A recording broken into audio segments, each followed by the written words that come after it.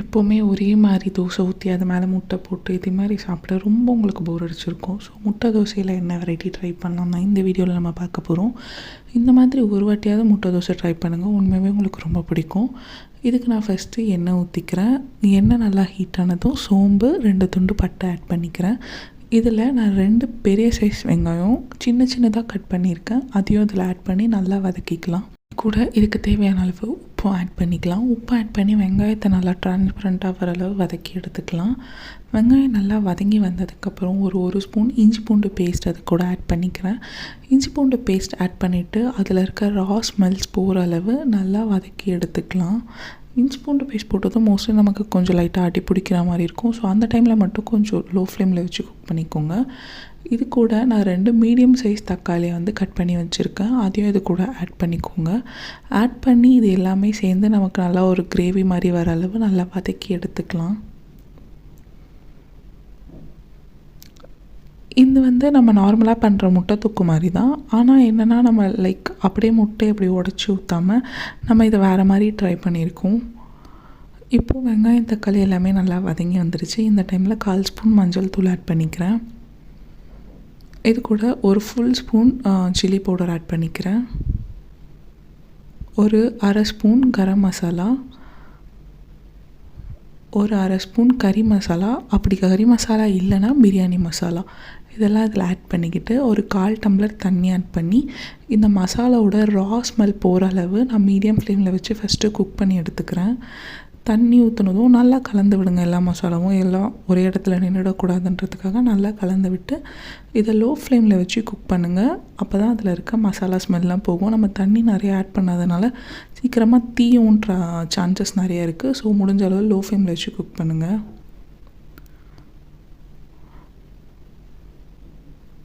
இது கூடவே நான் இன்னும் ஒரு 1/4 டம்ளர் தண்ணியும் ஆட் பண்ணிக்கிறேன். ஏன்னா தண்ணி ரொம்ப கம்மியாக இருக்க மாதிரி இருக்குது, அதனால மொத்தமே நான் ஒரு 1/2 டம்ளர் தண்ணி ஆட் பண்ணியிருக்கேன் இதில். இப்போது நான் முட்டை ஒரு 4 முட்டை எடுத்து வேக வச்சு எடுத்திருக்கேன். நல்லா ஃபுல்லாக வேக வச்சு முட்டை ஓட்டெல்லாம் உடச்சி நல்லா துருகி வச்சுருக்கேன். இந்த முட்டையை தான் நம்ம அதில் ஆட் பண்ண போகிறோம். இப்போ என்னோடய மசாலாலேருந்து ரா ஸ்மெல் எல்லாமே போயிடுச்சு. இந்த டைம் நம்ம துருக்கி வச்சுருந்தோம் இல்லைங்களா முட்டை, அதை எடுத்து இதில் ஆட் பண்ணிக்கோங்க. நம்ம நார்மலாக அப்படியே உடச்சி ஊற்றி சாப்பிட்றதுக்கும் இதுக்குமே டேஸ்ட் ரொம்பவே டிஃப்ரெண்ட் ஆகும், ரொம்ப டேஸ்ட்டாகவும் வரும். முட்டை எல்லாத்தையும் நல்லா அதில் போட்டுட்டு நல்லா எல்லா சைடும் முட்டை மேலே அந்த மசாலா படுற மாதிரி நல்லா கிளறி விடுங்க. இது எல்லாமே லோ ஃப்ளேமில் வச்சு பண்ணுங்கள், இல்லைனா சீக்கிரமாக தீஞ்சு போயிடும்.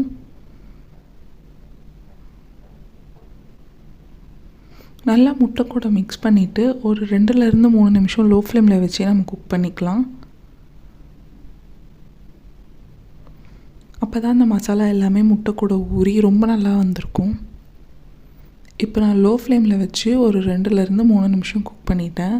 இந்த மாதிரி மசாலா முட்டை எல்லாம் நல்லா கலந்து ஒரு மாதிரி கிரேவியாக நல்லா இருக்குது. இப்போ இதை நீங்கள் தோசை கூட வேணும்னா அப்படியே வச்சு சாப்பிட்டுக்கலாம்.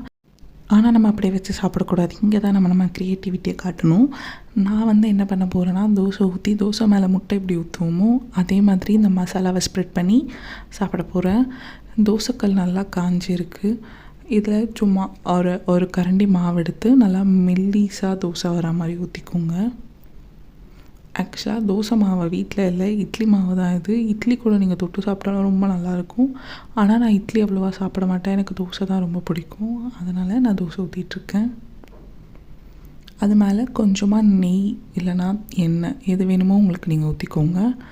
ஊற்றிட்டு தோசையை 2 பக்கமும் திருப்பி போட்டு நல்லா வேக வச்சதுக்கு அப்புறம் இப்போ நம்ம செஞ்ச மசாலாவை கொஞ்சம் தாராளமாக எடுத்து அந்த தோசைக்கு நடுவில் வச்சு ஃபுல்லாக ஸ்ப்ரெட் பண்ணிடலாம். ஃபுல்லாக ஸ்ப்ரெட் பண்ணிவிட்டு அப்படியே தோசை கொஞ்சம் முருகலாக அப்படியே ஸ்டிம்மில் வச்சுருங்க. ஏன்னா மொறுன்னு சாப்பிட்டா ரொம்ப நல்லாயிருக்கும். அதுக்காக ஃபுல்லாக கார்னர்ஸ் எல்லாம் மெயினாக ஸ்ப்ரெட் பண்ணுங்கள். இல்லை கார்னர் நம்ம சாப்பிடும்போது வெறும் தோசை சாப்பிட்ற மாதிரி இருக்கும், அதுக்கு சைட் டிஷ் எதுவுமே தேவைப்படாது. இப்போ நான் ஒரு 2 நிமிஷம் வச்சதுக்கு அப்புறம் இதை அப்படியே ஃபோல்ட் பண்ணிவிட்டு ஒரு பிளேட்டுக்கு மாற்றி சாப்பிட்டா ஒரு செம்மையான முட்டை தோசை ரெடிங்க. இந்த முட்டை தோசை நார்மலாக நம்ம மேலே முட்டை ஊற்றி அதில் எவ்வளோ மசாலா போட்டு சாப்பிட்டாலும் கண்டிப்பாக இந்த டேஸ்ட் வராது. நீங்கள் பார்த்தீங்கனாலே தெரியும். இது அப்படியே நல்லா மொறு மொறுன்னுட்டு நடுவில் அப்படியே நம்ம சாப்பிடும்போது முட்டையோடு வரும். எல்லா பைட்டுக்கும் முட்டை வர மாதிரி இருக்கும். கண்டிப்பாக இது உங்களுக்கு பிடிக்கும்னு நான் நினைக்கிறேன். இந்த வீடியோ பிடிச்சிருந்தா இந்த வீடியோவை லைக் பண்ணிக்கோங்க. இந்த மாதிரி நிறைய வீடியோஸ் பார்க்க இந்த சேனலை சப்ஸ்கிரைப் பண்ணிக்கோங்க. எதனா வீடியோஸ் வேணும்னா கமெண்ட்டில் கேளுங்க. தேங்க்ஸ் ஃபார் வாட்சிங்.